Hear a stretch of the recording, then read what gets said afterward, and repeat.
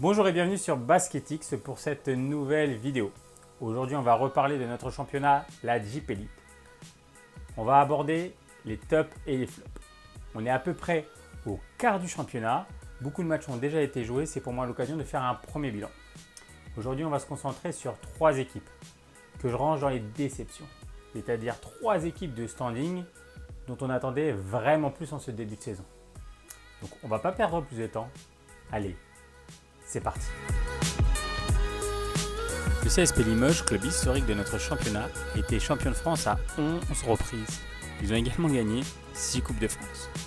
Seul club français à avoir remporté l'Euroleague, Limoges possède une salle mythique, beau blanc. Ambiance de folie garantie. Limoges est tout simplement le 4e budget de notre championnat. Cette saison, le CSP a changé beaucoup de choses, à commencer par l'arrivée d'un nouveau coach, en la personne d'Alfred Yulbe. Coach espagnol de 59 ans, il arrive de Barcelone. Niveau joueur, Limoges s'est également renforcé. On en a déjà parlé dans l'épisode 2 de Basketix avec les arrivées de Sema Jekriston, Ugo Invernizzi, Brian Conlin et Vince Sanford. Limoges, rappelons-le, joue aussi la Coupe d'Europe en Eurocup. Alors Limoges, pourquoi avec toutes ces arrivées et ces bons joueurs, je le range dans mes côtés flop, voire déception. Pourquoi ? Avec une 12e place en Jeep Elite, avec 8 matchs joués, ils ont déjà 5 défaites pour seulement 3 victoires. Des matchs surtout qui ne sont pas maîtrisés, des rotations douteuses et des défaites surprises aussi bien en championnat qu'en Eurocup. Donc pour moi, 2 choses justifient ce mauvais début de saison. Première chose, l'effectif. Oui, il y a eu des recrues, et les recrues sont d'ailleurs plutôt bonnes, mais inégales. Christon, le joueur majeur de l'équipe, est un joueur talentueux, ça c'est clair. Mais il a tendance à trop forcer, à éviter de faire la passe au bon moment et vouloir trop vite scorer. Sanford, l'américain, lui il déçoit, on attendait plus de lui au niveau scoring. Quant à Ugo Invernizzi et Brian Conlin, 2 très bons joueurs, mais il manque un petit peu de régularité en ce début de saison. Le banc aussi, le banc est pour moi trop léger, ça manque de joueurs de gros calibre. La rotation s'effectue en vérité sur 8 joueurs. L'autre souci pour moi c'est le coach.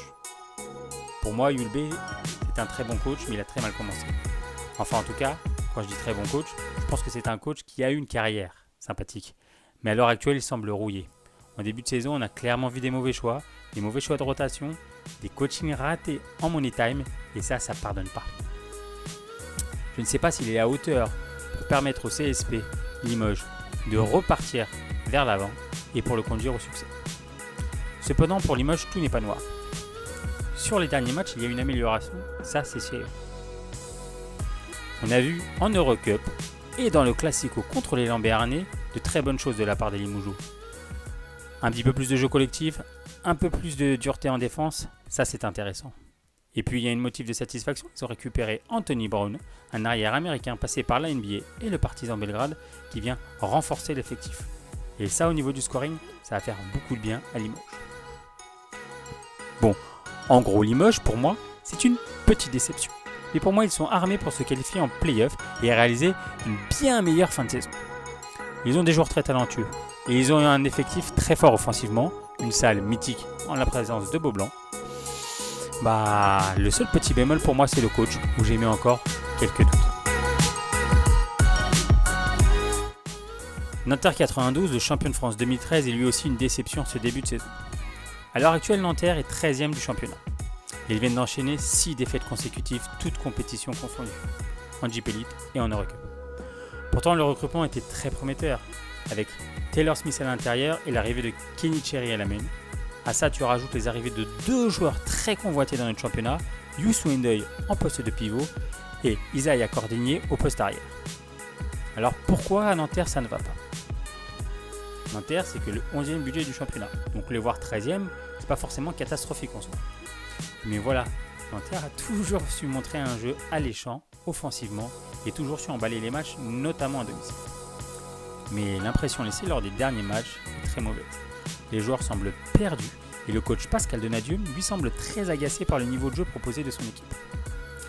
Certaines recrues n'ont clairement pas le rendement espéré. Je pense notamment à Devin Oliver au poste 4 et le second meneur Dallas Moore. On peut aussi parler de Spencer Bitterfield, qui pour moi est en dessous de son niveau. Le shoot à 3 points, principale force de Nanterre ces dernières années, est clairement pas au niveau cette saison.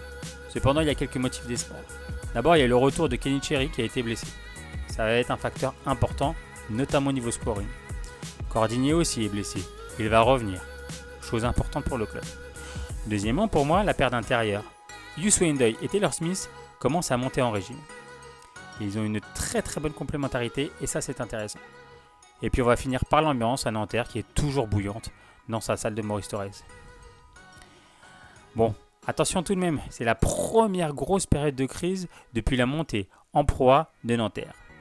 Toujours habitués à régaler, cette saison, ils ont une petite crise à gérer. On va voir comment ils vont s'en sortir. On va finir par Pau Orthez et Lambernais. Club historique également de notre championnat. 9 fois champion de France, la dernière fois remonte déjà à 2004. C'est le 8e budget du championnat. À l'heure actuelle, ils sont 14e. L'équipe du coach Laurent Villa semble en grande difficulté cette saison. Au niveau des recrues, les arrivées des Américains Tyrus Magee et Ronald Moore à la main sont une bonne chose. Pareil pour Travis Leslie, l'autre Américain, poste arrière qui arrive en provenance de Boulaz. Léopold Cavalière, l'âme de cette équipe, formée au club, comme je te l'ai déjà dit dans l'épisode 2, est resté au club. Mais lui, il est en grande difficulté en ce début de son championnat et ça se ressent dans l'impact de Pau Orthez. Le pivot français Nicolas De Jong, qui lui arrive de Boulaz également, lui c'est un très bon pivot mais il est sur courant alternatif actuellement. Capable de faire un très gros match et de passer complètement à travers le match d'après. À l'élan Bernay, il y a du talent. Je pense que ça c'est clair. Mais il y a vraiment un problème de profondeur de banc.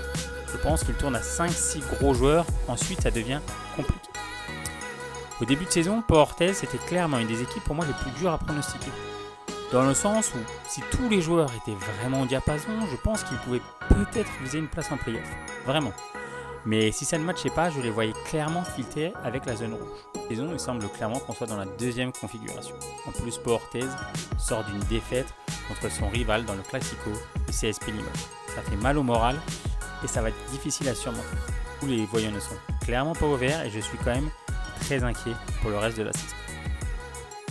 Bon, voilà, ce n'est qu'un premier bilan après 8 matchs de championnat. On est au quart comme je te l'ai dit. Ce n'est que mon avis. Tout va très vite en JP Elite. Les équipes dont je viens de te parler vont peut-être s'en sortir et peut-être carrément se qualifier pour les playoffs. C'est tout ce qu'on leur souhaite. En tout cas, ça reste quand même 3 grosses déceptions de ce début de saison. J'espère que tu as pris du plaisir à regarder cette vidéo. N'oublie pas de t'abonner à la chaîne YouTube, au compte Instagram. Suis-moi sur Insta, c'est important. Je fais régulièrement des résumés de matchs pour suivre au quotidien notre championnat et les Coupes d'Europe. Je te dis, comme tu le connais maintenant, va encourager le club près de chez toi, kiffe le basket et peace!